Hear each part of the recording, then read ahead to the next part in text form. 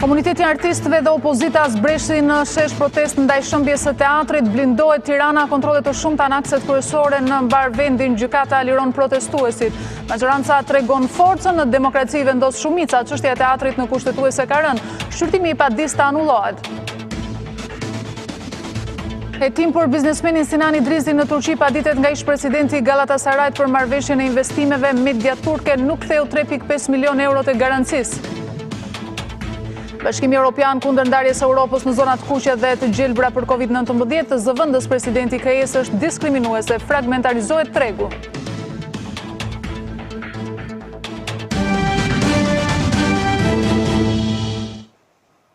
Përshëndetje, mirë se vini në edicionin informativ të orës 16 në Radio Televizionin Ora. Pas afërsisht 90 minutash, Aleanca për mbrojtjen e teatrit e mbështetur edhe nga opozita do zbresin sërish në bulevardin Dëshmorët e Kombit për të protestuar kundër shëmbjes së teatrit kombëtar. Për mbarvajtjen e protestës, por edhe për të shmangur praninë e madhe të protestuesve, policia ka ndërmarrë masa të shumta kontrolli jo vetëm në Tiranë, por edhe në rrugët nacionale që të sjellin në kryeqytet. Do të lidhemi me kolegun Besar Baraktari, i cili ndodhet në një prej këtyre postobllogqeve për të na informuar lidhur me masat e marra nga policia deri në këtë moment. Besar, të përshëndes, ku ndodhesh aktualisht dhe si është situata aty? Besa, përshëndetje, jemi vendosur këtu pranë mbikalimit të kthesës së Kamzës, apo vendit të njohur si zona e ish-rrethrotojimit të doganës. Ndërkohë një pikë postobloku është vendosur përgjatë gjithë ditës, duke kontrolluar të gjithë automjetet të cilët kalojnë në këtë aks për të futur në drejtim të kryeqytetit. Në fakt, ky është kontrolli i dytë i cilit i bëhet një verifikim të gjithë automjeteve të që vijnë nga rrethet. Konkretisht janë dhe dy pika të tjera të kontrollit të cilët kryejnë verifikime të imtësishme, por disa prej mjeteve, duke qenë se nuk mund të arrin të kontrollojnë gjithë mjetet, ndalohen të ky postoblok. Konkretisht bëhet kontrolli i automjeteve në një pikë postobloku në zonën e Kamzës për të gjithë mjetet që vijnë nga veriu, por një tjetër pikë postobloku është dhe tek në afërsi të aeroportit të Rinasit për automjetet që vijnë nga qyteti i Durrësit apo dhe qytetet e tjera të vendit. Deri në këto momente bëhet e ditur në fakt që nuk ka patur automjetet të cilët janë kthyer, nuk janë lejuar që të kalojnë të paktën në afërsi të kryeqytetit, ndërkohë nga ana e opozitës ka patur dhe denoncime për sa i përket rasteve në qytete si Shkodra apo disa qytete të tjera të veriut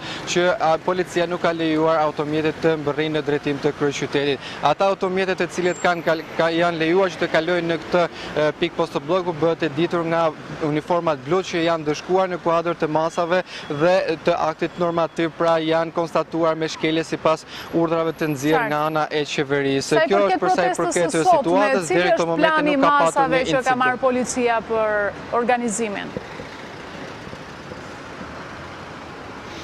Policia e shtetit është angazhuar me të gjithë repartet dhe në kohë do të jenë në gatishmëri rreth 1000 efektiv të cilët do të monitorojnë situatën. Një pjesë e tyre do të jenë të vendosur pak para nisjes së protestës në afërsi të gjithë perimetrit të krijuar për kordon sigurie nga ana e policisë me kangjella metalike, ndërkohë disa reparte të tjera si reparti i forcave të ndërhyrjes së shpejtë apo forca e Renea do të jenë në gatishmëri në afërsi të vendit ku do të mbahet protesta për çdo lloj situate të mundshme që mund të regjistrohet. Të gjithë komisariatet e kryeqytetit gjithashtu do të jenë të planizuar për të monitoruar dhe mbajtur në mbikëqyrje situatën, apo dhe agentët e policisë do të mbajnë në vëzhgime me anë të kamerave duke xhiruar të gjithë momentet e protestës për incidente apo çdo lloj situate që mund të regjistrohet gjatë ditës së sotme. Qartë, faleminderit Besar Baraktari, ne do ta pasqyrojmë hapasapi protestën e organizuar ditën e sotme nga Aleanca për mbrojtjen e teatrit.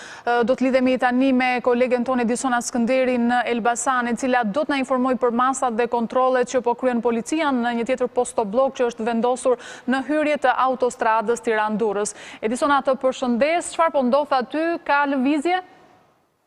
Përshëndetje Besa, në fakt ka një shtim të patrullave të policisë dhe forcave të rendit të vendosura kryesisht në aksin Elbasan-Tiranë dhe kryesisht në pikën e rreth-rrotullimit të Bradasheshit, që prej mëngjesit kanë vijuar kontrolle të imtësishme dhe aktualisht janë duke vijuar kontrolle të imtësishme ndaj të gjithë qytetarëve Elbasanas, të cilët për arsye të ndryshme duan të lëvizin drejt kryeqytetit.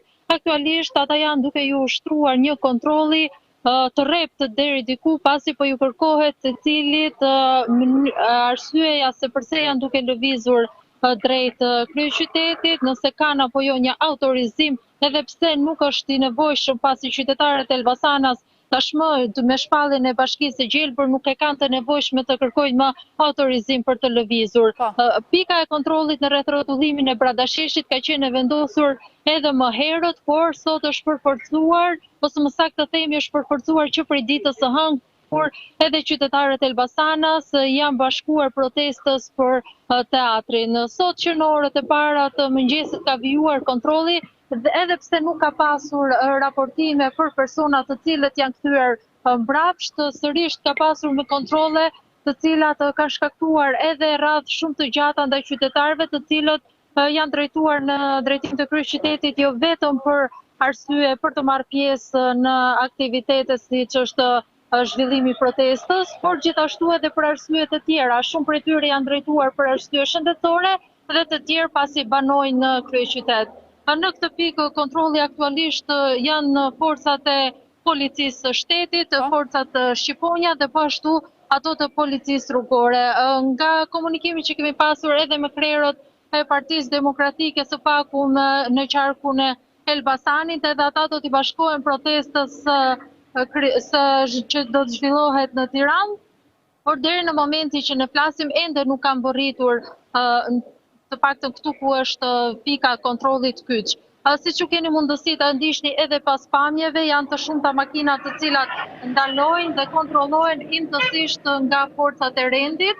Atyre ju kërkohet autorizimi, edhe pse riteksojmë edhe një herë që qytetarët e Elbasanës nuk janë të detyruar që të paraqesin asnjë autorizim, pasi që me shpalljen e bashkisë së Gjelbër, i gjithë qarku i Elbasanit ka të drejtë të lëvizin në drejtim të Tiranës dhe zonave të tjera pa pasur nevojën autorizimit. E kundërta që ndodh me qytetarët e Tiranës, të cilët duan të futen në bashkinë e Elbasanit, ndërta është nevojshme që të kenë një autorizim, pasi Tirana vijon të mbetet zonë kuqe dhe postobloku i ngritur më herët në këtë vend ka shërbyer deri më tani për verifikimin e autorizimeve, ndërkohë që sot ka prezencë të shtuar të forcave të rendit dhe siç e tham, kontrolle të rrepta dhe të imtësishme ndaj të gjithë qytetarëve që drejtohen drejt kryeqytetit. Të falenderoj Ediciona Skënderi për raportimin e plot. Ne gjatë këtij edicioni informativ do të kemi edhe të tjera lidhje me kolegët tanë në kryeqytet për të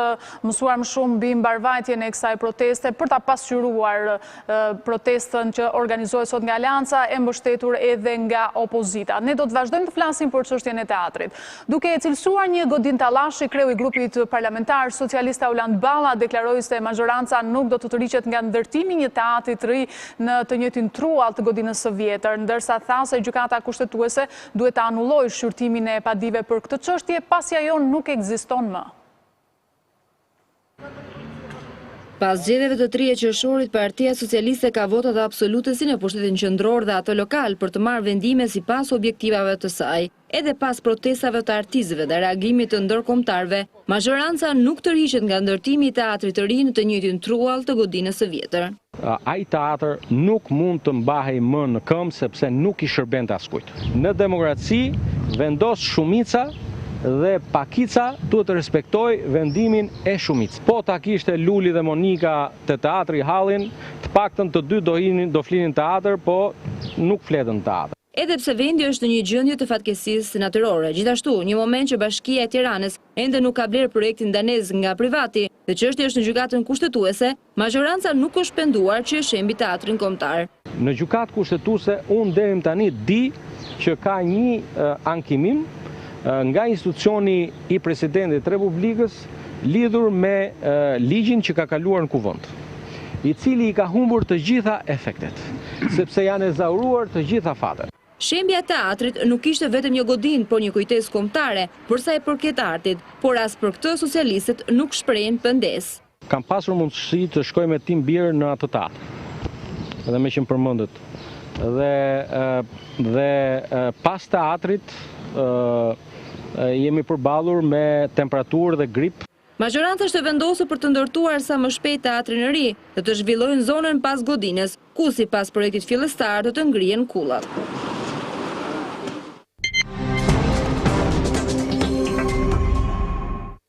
Biznesmeni shqiptar Sinan Idrizi dhe ish-presidenti i Galatasarajt Adnan Pola do të përballen në procese gjyqësore për të zgjidhur marrëveshje në zhbllokimin e shumës së 3.5 milion eurove të lëna si garanci. Investitori turk akuzon se fondi nuk i është kthyer dhe se marrëveshja i është lënë në mes, ndërsa Idrizi thekson se Pola u tërhoq nga kontrata, por sërish shpreh i gatshëm për kthimin e shumës.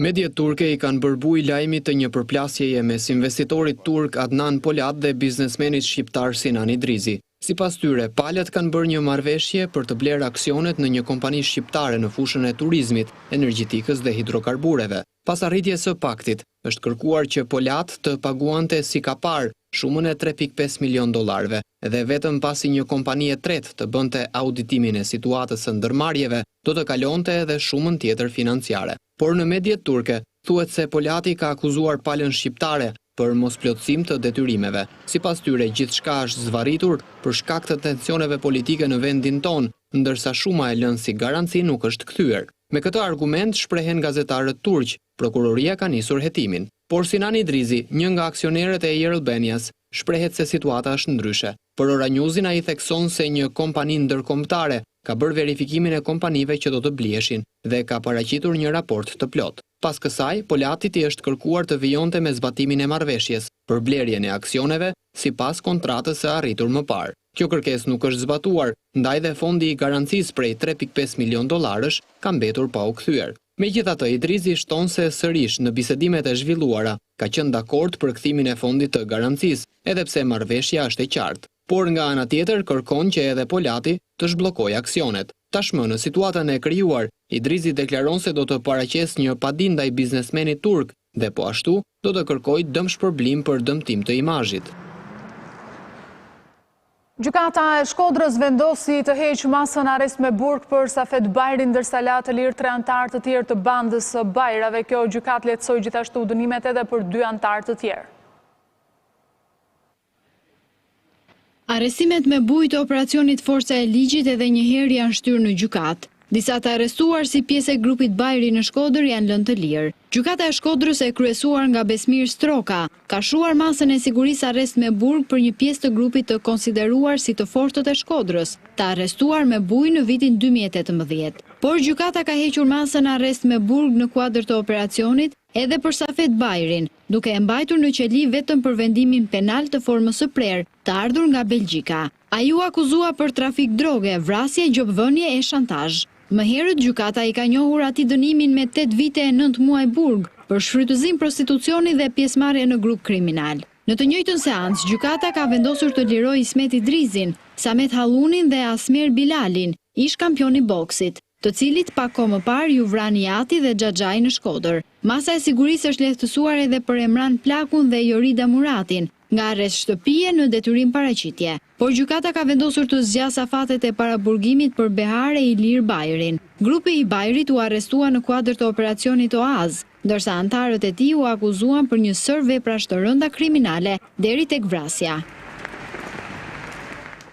Një operacion antidroge i nisur 2 vite më parë në Kukës është finalizuar me arrestimin e 19 personave. Aksioni ushtri në 4 qytete të vendit dhe mes të arrestuarve është edhe vëllai i kryebashkiakut të Fusharzit, si edhe 2 punonjës policie të cilët dilnin garant për mbjelljen e parcelave me kanabis. Pas 2 vitesh hetime, 19 persona janë vënë në pranga gjatë një operacioni antidrog në disa qytete të vendit. Operacioni i koduar Shënmëri 2020 është iniciuar nga policia e Kukësit dhe është shtrirë në qytete si Lezhë, Puka dhe Gjirokastra. Ndërkaq, në pranga kanë rënë edhe 2 policë, si të përfshirë në këtë aktivitet me lëndë narkotike. Arben Kalaja, policë në drejtorinë e Tiranës, si dhe Ramiz Cenaj, policë në komisariatin e policisë së Kukësit. Gjithashtu është pezulluar nga detyra Naim Kadiu, një oficer i policisë gjyqësore, po në komisariatin e policisë Kukës. Dokumentimi i këtij aktiviteti kriminal është bërë pas një jetimi disa mujor nga strukturat e DVP Kukës në bashkëpunim me Shërbimin për Çështje të Brendshme të Ankesat dhe në ndrejtimin e prokurisë së rrethit gjyqësor Kukës.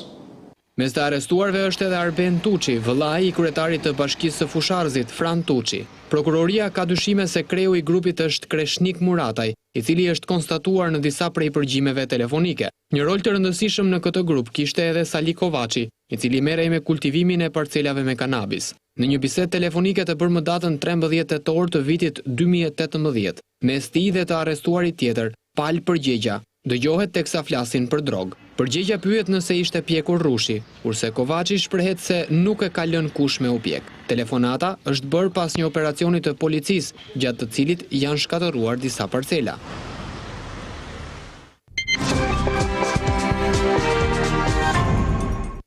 Turizmi në Shqipëri vjen të përballet me pasojat e rënda të pandemisë, pavarësisht lehtësimit masave anti-Covid, situata në këtë sektor vazhdon të mbetet e paqartë, ndërsa operatorët bëjnë të ditur se mbi 90% e prenotimeve janë anulluar. Shqetësim për ta mbetet transporti pushuesve.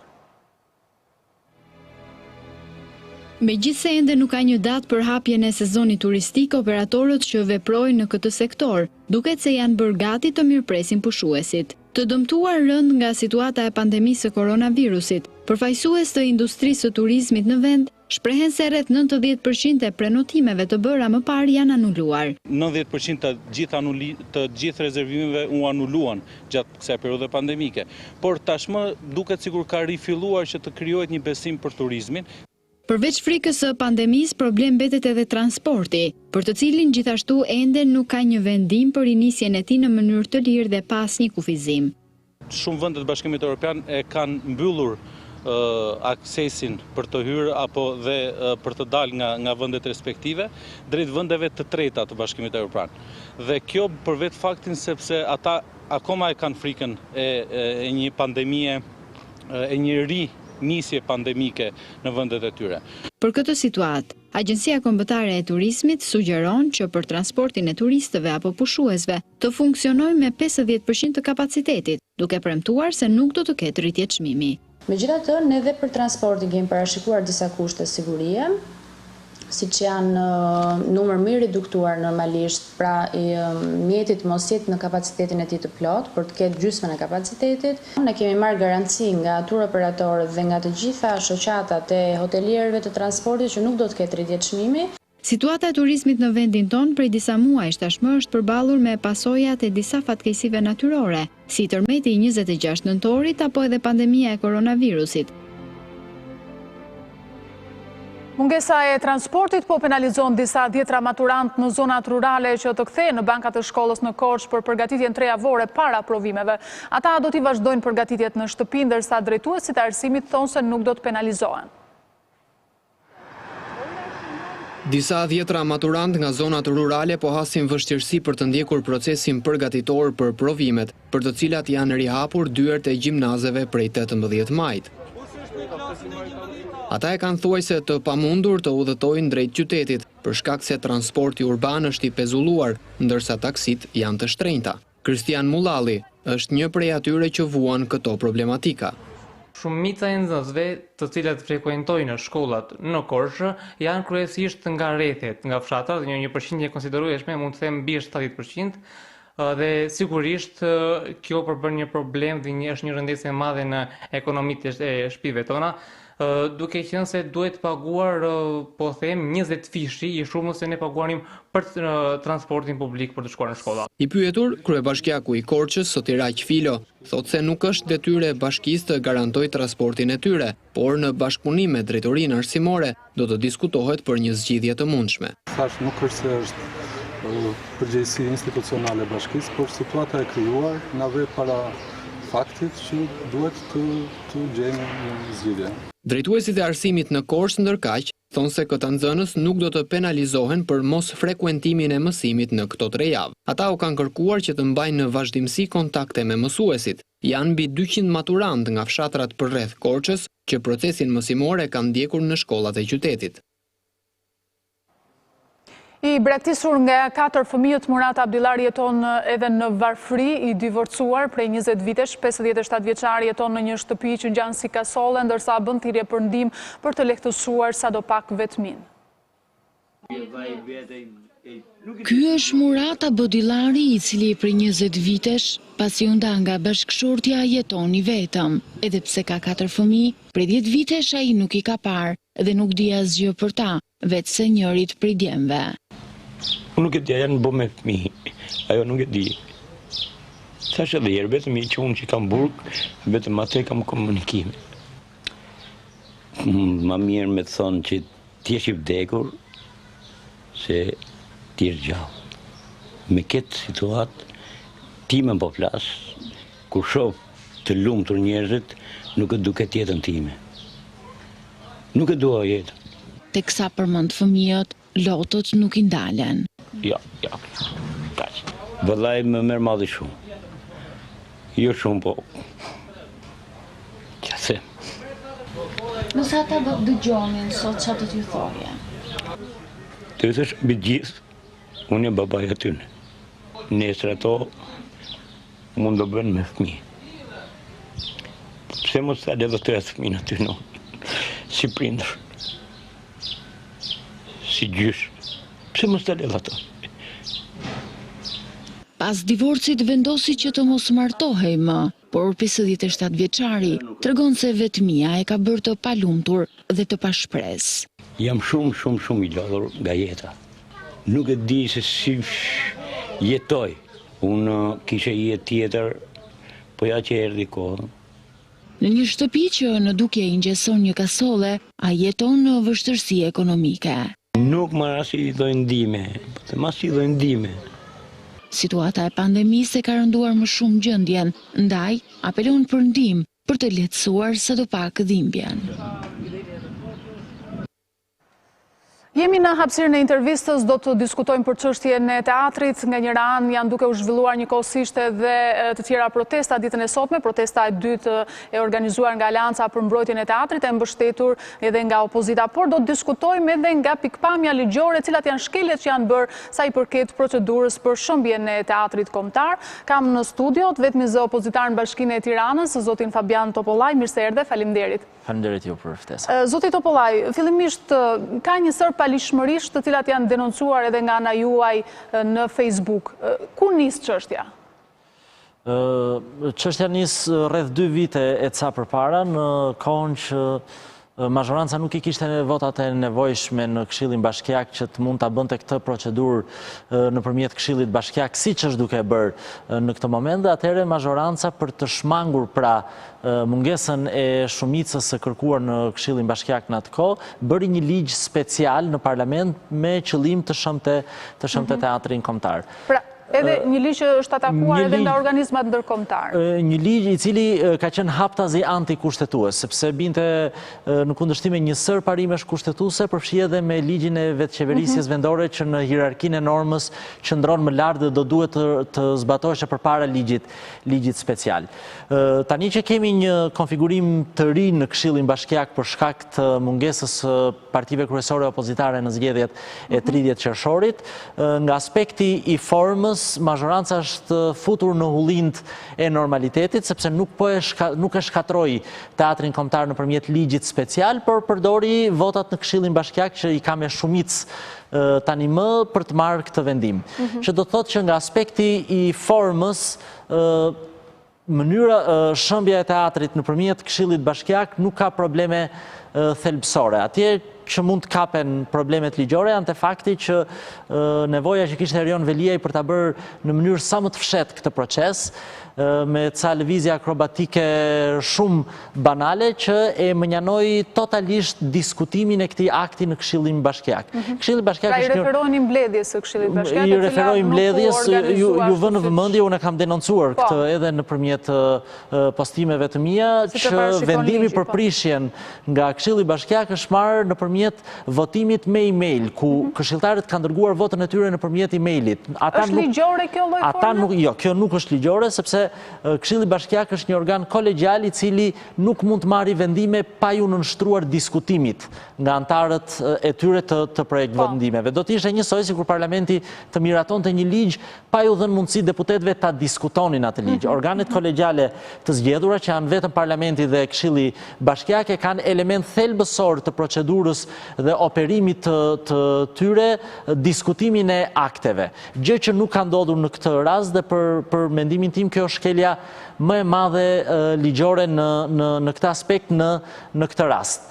Ndërsa nëse Teatri Kombëtar do të prisheshe me ligjin special, shkeljet do t'ishin edhe më flagrante, sepse ai ligj është haptazi antikushtetues, ndërsa sot nga forma, pra e kanë marrë vendimin organet kompetente, por ato nuk kanë zbatuar procedurat korrekte.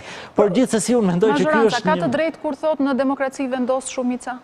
Mazhoranca ka të drejtë formalisht të thotë që në demokraci vendos shumica, dhe vërtet kështu ndodh, por ne nuk jemi në kushte normale. Unë nuk e di për çfarë shumice flet Erion Veliaj kur jemi në kushtet që kundërshtari ka falur të gjithë pushtetin në tavolinë. Erion Veliaj kontrollon sot 60 nga 61 këshilltar. Dhe unë mendoj që në kushtet kur ti ke çdo pushtet, nuk të jep ty të drejtë të bëhesh më arrogant dhe as të mos e diskutosh fare aktin në këtë rast aktin e prishjes, sepse nëse kishte mbetur një gjë për të diskutuar në momentin që jemi është nëse do të ishte më mirë që të ruanim godinën ekzistuese në atë territor apo të ndërtonim diçka të re, një godinë të re që ndoshta i përgjigjet edhe kohës. Ky është debati që ka mbërthyer opinionin gjatë gjithë kësaj periudhe, kështu që ky debat do duhet të zhvilloheshe në opinion, dhe jo vetëm opinioni u privua nga ky debat, sepse shëmbja u bën me shpejtësi në mes të natës, pa u bërë një debat i gjerë dhe i plot, por nuk ju la mundësia ta diskutonin këtë akt dhe këtë vendim as antarët e Këshillit Bashkiak që ju jep të ligji këtë të drejtë. Po, ky ligj pas miratimit nga antarët e Këshillit Bashkiak a kërkon një kohë të caktuar në momentin që do të nisë edhe zbatimi i tij? Po këto janë të gjitha element ligjor dhe teknik që unë mendoj që tani kanë pak rëndësi të diskutohen. Ne jemi përpara, Erion Veliaj na ka vënë përpara faktit kryer që atje godina është shkatruar. Unë mendoj që e gjithë vëmendja dhe presioni tani duhet zhvendoset në një aspekt tjetër, të paktën në rastin e teatrit. Duhet zhvendoset e fakti që pavarësisht se ne na është thënë që është prishur kontrata me firmën Fusha që në një idenë ndërtimit nga kjo kompani private atje të një godine të re teatri, ata do të kishin mundësi të ndërtonin 6 shkulla mbas teatrit, neve kemi sot të njëjtin projekt për të ndërtuar. Dhe ajo që është shqetësuese në këtë moment është fakti që Erion Veliaj nuk e mohon që në territorin e mbetur bosh mbas teatrit do mund të ndërtohen apo jo kulla përsëri. Dhe unë mendoj që nëse neve duhet në situatën që jemi të paktën, ta zhvendosim debatin diku dhe presionin publik ta çojmë diku, do duhet të jetë që ne ta detyrojmë mazhorancën dhe Erion Veliajin që në territorin e mbetur bosh të mos e shfrytëzoj për të ndërtuar disa kulla të tjera në mes të Tiranës. Ju vënë vëmendje që në të gjithë intervistat e tij, kryetari i bashkisë nuk e ka mohuar mundësinë që në atë territor të ndërtohen përsëri kulla. Dhe unë uroj shumë... Si mund ta pengojmë këtë gjë? Presioni publik. Nëse presioni publik dhe nëse neve themi që ato protesta që vazhduan pa ndërprerje për më shumë se 2 vite s'kan patur asnjë rezultat, unë nuk jam dakord me këtë. Ato protesta qytetare të drejtuar kryesisht nga komuniteti i artistëve kanë pasur një rezultat të mirëfillt deri në këtë moment. Kanë detyruar mazhorancën dhe Erion Veliajin të prishi marrëveshjen kontraktuale me privatin që qëllim kryesor kishte atje të ndërtonte kulla. Kështu që diçka ne kemi fituar deri në këtë moment. Por nëse ne ulim tempin, ai mund të rikthehet projektit të ndërtimit kullave në të njëjtën territor. Pra, fakti që i risjell nuk e mohon që nuk do të ketë ndërtim të kullave, do të thotë që nesër... Do të thotë që ai e ka këtë plan, e ka lënë të hapur dhe sigurisht dhe Erion Veliaj do të veprojë në raport me presionin publik. Kështu që nëse ka një gjë që do duhet fokusohemi në këtë moment dhe ta drejtojmë presionin në këtë drejtim, është pikërisht që të shpëtojmë hapësirën në krah të teatrit që të paktën atje të mos bëhet batërdia që ka qenë në plan. Praktikisht ju nuk jeni kundër projektit të teatrit të ri, por ndërtimit të kullave. Unë personalisht mendoj që nëse ka një problem opozita shqiptare ka qenë gjatë këtyre viteve ka qenë fakti që ka bërë një opozitë jo racionale. Pra kundërshtimi a priori i çdo gjëje. Nëse mua do të më pyesësh personalisht është më mirë që atje të ndërtojmë një godinë krejt të re që i përgjigjet kohës apo të ruanim godinën e vjetër, unë mund të kisha një lloj dyzimi. Jam i qartë në faktin që kjo duhet i nështroheshe një debati publik dhe t'ishte publiku ai që e merrte këtë vendim. Por midis këtyre dy zgjedhjeve unë kam një lloj dyzimi. Ne jemi tani përpara faktit që ati është prishur godina dhe vazhdimi i këtij debati i ruajtjes godinës vjetër, unë nuk e di se sa vlerë ka.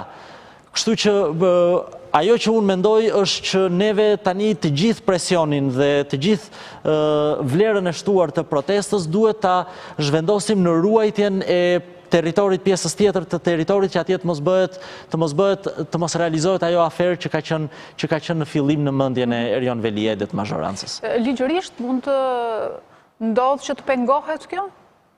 Jo, ligjërisht kjo është në kufitet pa mundurës. Pra po thoni vetëm në formën e impresioni? Në formën e impresioni publik, ligjërisht kjo është në kufitet pa mundurës, sepse nga aspekti procedurial, tani që Erion Velie ka dhe gjithë këshilltarët në Këshillin Bashkiak, procedurialisht ai mund të marrë çfarë vendimi të dojë. Por kjo nuk do të thotë që fakti që ti ke gjithë këshilltarët dhe ke çdo pushtet mund të marrësh çdo vendim që do. Dhe këtu pastaj duhet të ndërhyjnë elementet e tjerë të një demokracie funksionale, siç janë edhe protestat, siç është dhe presioni publik, që sigurisht që në një vend normal duhet të kenë ndikimin e tyre dhe do japin rezultate. Çfarë ndikimi ka mbështetja e opozitës në këtë moment për aleancën? Unë e parashtrova edhe pak më parë që përfaqësoj edhe një forcë politike që kam qenë gjithmonë jo në çdo rast dakord me mënyrën se si është bërë opozita. Unë mendoj që opozita duhet të jetë racionale, sepse ne jemi në një situatë shumë të vështirë. Çfarë dua të them? Nëse ne kemi një problem sot me teatrin, është fakti që ne nuk na ka pyetur njeri si shoqëri nëse duhet të ruanim këtë godinë që kemi apo të ndërtojmë në atë truall një gjë të re. Dhe demokracia shqiptare është aq problematike sot sa shqiptarët nuk pyeten pothuajse për asgjë. Ne jetojmë në një vend që shqiptarët nuk pyeten as për deputetët që shkojnë në parlament dhe as për këshilltarët bashkiak që përfaqësojnë ata në pushtetin vendor, sepse ne e dimë që kemi një sistem elektoral që këto dy elementi zgjedhin kryetarët e partive 3-4 veta në Republikën e Shqipërisë. Kështu që unë mendoj që opozita shqiptare nuk duhet ta përdori çështjen e teatrit si justifikim për të braktisur reformën zgjedhore. Pra, nëse ne kemi një problem që s'na pyetën për godinën e teatrit kombëtar, ne nuk duhet i lejojmë që kjo të krijojë justifikim që neve të mos na pyesin nesër edhe kush do të jenë deputetët tanë që do të shkojnë në parlament. Që do të thotë që kjo që ka ndodhur është një gjë shumë e rëndë, por neve nuk duhet të shfokusohemi, opozita të paktën, që t'i japi një shpresë Shqipërisë që këtu mund të ketë ndryshim. Opozita ka dhënë një garanci që do ta rindërtojë teatrin e shkollës. Dhe kjo shpresë duhet të vijë domosdoshmërisht, duhet të çeli të paktën domosdoshmërisht nëpërmjet ndryshimit të sistemit zgjedhor. Për shqiptarët është hall më i madh fakti që nuk zgjedhin dot deputetët që ata duan, sesa fakti që nuk arritën të mbronin godinën e teatrit kombëtar. Kështu që nëse opozita e përdor këtë moment për të tërhequr nga reforma zgjedhore dhe për të lënë në Shqipëri të njëjtin sistem elektoral, kjo do të ishte një fatalitet që do t'i kushtonte shumë shqiptarëve sesa fakti që është prishur godina e teatrit kombëtar. Duke qenë se është edhe një kusht i vendosur nga Bashkimi Evropian për hapjen e negociatave, përfundimi, përmbyllja e reformës zgjedhore, mendoni se do të konkludohet? Po unë uroj shumë që, si që ja thash, kjo të mos përdoret si një pretekst që opozita të tërhiqet. Neve jemi sot në një situatë shumë të favorshme për të pasur ndryshime thelbësore në kodin zgjedhor, në një situatë që është imponuar edhe nga një propozim që ditët e fundit tryezës faktorit politik i është sjell nga amerikanët, nga ambasada amerikane.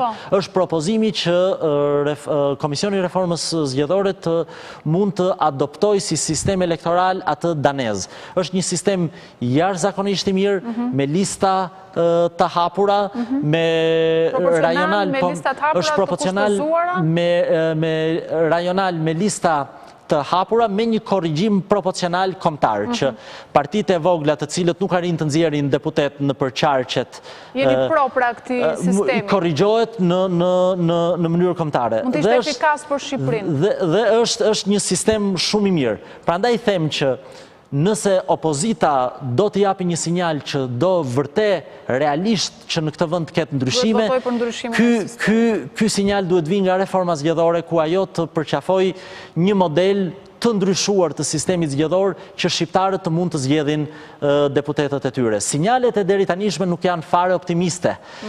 Ne shikojmë që mazhoranca dhe opozita kryesore, të paktën ajo jashtëparlamentare, nuk bien dakord për asgjë, por sot të dy palët kanë qenë pothuajse dakord në kundërshtim të propozimit amerikan për adoptimin në Shqipëri të sistemit danez. Dhe kjo është shumë e trisht. Ne së pari duhet ta presim nga opozita sinjalin për ndryshim. Dhe nëse edhe opozita ka të njëjtin qëndrim si Tauland Balla, si Partia Socialiste që tha ne do na duhet ta zgjedhim midis njëri tjetrit sistemin elektoral dhe për këtë arsye jemi duke rënë dakord, kështu që se marrim parasysh as atë që na kanë propozuar partnerët ndërkombëtar. Kjo është shumë e trisht sepse shpresa nga shqiptarët duhet të kthejnë syt, duket të jetë pak a shumë për gjëra kaq kardinale dhe kaq të rëndësishme e njëjtë me mazhorancën. Domethënë unë me shumë keqardhje evidentoj që këto dy palë të ndryshimi i sistemit zgjedhor, të nevoja për të zhveshur nga pushteti kryetarët e partive dhe për t'u çuar këtë pushtet popullit, shikoj që të dy palët janë bashkë. Në çdo gjë tjetër këta nuk janë bashkë, tek kjo pjesë janë bashkë dhe kjo është vërtet e trisht. E qartë, faleminderit zoti Topollaj edhe një herë për këtë bisedë në studio. Faleminderit ju për ftesën. Mirë, ne do të vazhdojmë, do të flasim sërish për mënyrën se si do të organizohet protesta e sotme e thirrur nga Aleanca për mbrojtjen e teatrit. Në mbështetje do të jetë edhe opozita. Do të lidhemi me gazetaren tonë Rovena Neziri, e cila ndodhet pranë selisë së Partisë Demokratike për të na informuar më tej. Rovena, të përshëndes. Si pritet të jetë organizimi i ditës së sotme? Opozita sërish do të jetë mbështetëse në këtë protestë. Çfarë përgatitjesh po bëhen aktualisht? Besat përshëndes, në fakt skenari dhe organizimi edhe i protestës së dytë që pas shëmbjes së godinës teatrit kombëtar dhe faktit se opozita do të jetë pikërisht në mbështetje të artistëve të cilët organizojnë edhe protestën e sotme, mbetet thuajse i njëjtë me ato të dy ditëve më parë. Do të jetë fillimisht mbështetësit e kësaj force politike që do të mblidhen pranë oborrit në Selim Blu, më pas kryetari i kësaj force politike, zoti Lulzim Basha, do të dalë në një marshim simbolik i shoqëruar nga Forumi Rinori i Partisë Demokratike për të mbërritur më pas në vendin ku do të mbahet protesta pikërisht para Ministrisë Brendshme afër pedonales. Në të njëjtën kohë pritet në fakt që sërish protesta të jetë në duart e organizatorëve, pikërisht në duart e artistëve, do të jenë ata që do të mbajnë fjalime, ligjërata, ku do të flasin në fakt edhe për arsyen edhe se si pritet që të shkojë pikërisht kjo protestë, nëse do të kemi edhe në ditët e ardhshme një lloj rezistence ku në fakt në këto momente kundërshtohet pikërisht mënyra se si u bë shëmbja e teatrit kombëtar, por dhe kërkohet ndërtimi një të riu pikërisht në të njëjtin vend dhe siç ishte teatri që u shem, por nga ana e opozitës bashkuar, por edhe konkretisht e zotit Basha, pritet që mos të ketë fjalime të mbajtura në podium, por ndoshta ndojnë përgjigje të mundshme në interes të gazetarëve që mund të shfaqet pikërisht gjatë protestës. Sa i përket organizimit në Selim Blu, duhet thënë se është ende herët për të folur për mbërritje, janë një pjesë e mirë e deputetëve e ish deputetëve të cilët ndodhen brenda Selisë Blu, kanë filluar të jenë të pranishëm edhe mbështetësit që do të marrin pjesë në ditën e sotme në protestë, por mund të themi se ka ende kohë për të parë dhe për të filluar pikërisht qoftë ecjen drejt bulevardit ku do të mbahet protesta, më pas edhe bashkimin e kryetarit të Partisë Demokratike zotit Lulzim Basha. Si pritet të jetë pjesëmarrja ditën e sotme në protestë nga ana e mbështetësve të opozitës, sepse gjatë këtyre ditëve ka pasur një angazhim më të madh për t'i ardhur në mbrojtje e kauzës teatrit?